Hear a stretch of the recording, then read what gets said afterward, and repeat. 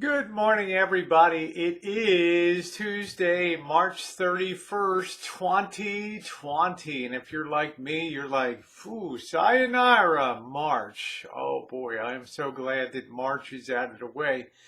But this morning I have one of those times on the channel that I feel compelled to make a serious video here with a bit of food for thought for you to mull over and think about as we make our way through the thickets of the coronavirus and the pandemic. The bottom line is this: April shapes up to be number one, a very demoralizing month in this country. We're going to have to brace ourselves for the realities that the mortality rate is probably going to climb sharply here.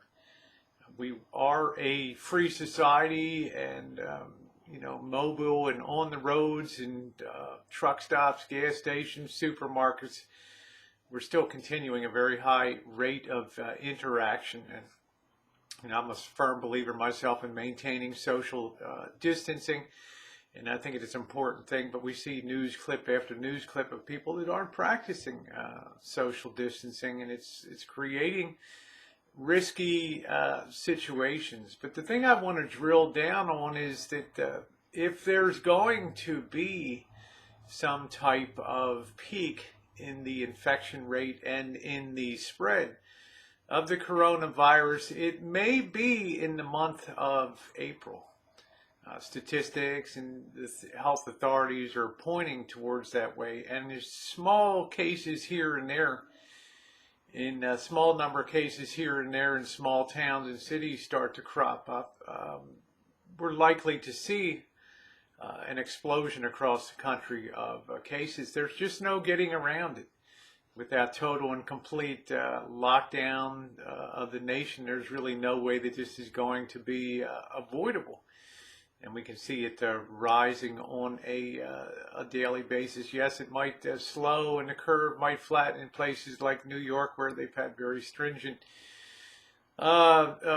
safeguards in place to keep the mobility down. But in other places, we've not had that particular situation. But here we need to drill down on what you need to do to prepare yourself for this. As the news worsens, which it likely will over the coming weeks and possibly the entire month of April, people are likely to feel very uneasy again about their situation. They're going to be increasingly uneasy about going to places like supermarkets, sticking their heads up out of the hole, so to speak, because of the real fear of infection. And the likelihood will be much higher at that particular time because the spread has been continuing apace in the country. So people are going to be apt to dread doing things like buying groceries or provisioning themselves for the next 60 days, which I think logically you should consider doing. I think it only makes sense. You have to ask yourself, do I really want to be out in the middle of the peak of cases, potential peak of cases, being in supermarkets where the likelihood of contacting another infected person is higher than it was a month ago, trying to gather things like groceries? You have to consider what happened with the case, I don't know where it was, of the choir members that got together to practice and sing. They practiced safe distancing, and they still contracted, a good measure of them contracted coronavirus. Some of them died, some of them were hospitalized. They didn't contact each other, they didn't hug. Just breathing in that air with them singing and exhaling and things like that was enough to sicken the whole room. This is the reality.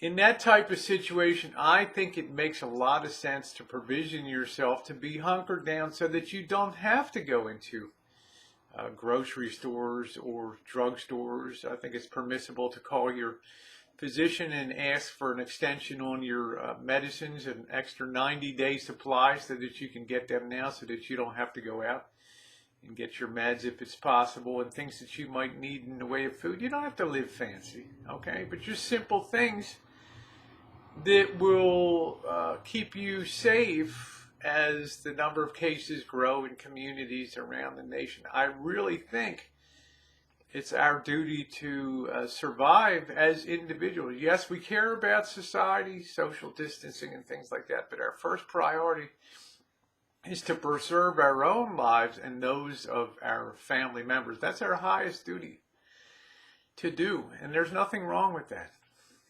So I'm going to suggest once again, as we move into April tomorrow, that you take some steps to protect yourself against what could be a very demoralizing, very disturbing month with imagery that you may not be able to get out of your mind for a long time, and steel yourself that people in your community and people you know may not be there in the future, but you want to make and take steps to make sure that you are. Okay? This, I think, is very important, and it's worth putting out there. It's worth coming out on my channel about encouraging you to do it as economically as possible, but prepare yourself for a scenario of having to be really hunker down with no contact for probably the next 30 to 60 days. Okay, thanks for watching, everybody, and have a good day.